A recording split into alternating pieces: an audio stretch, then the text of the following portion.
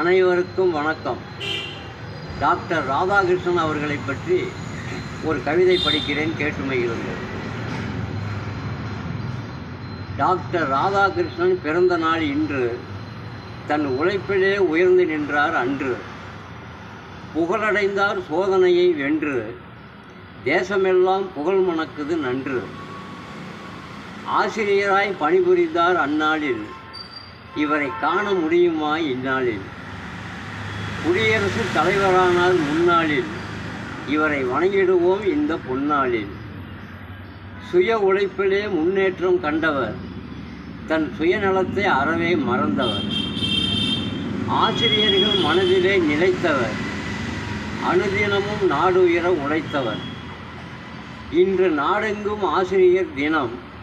அவர்களோ அறிவூட்டும் இனம். அனைவருக்கும் ஒழுக்கம் தரும்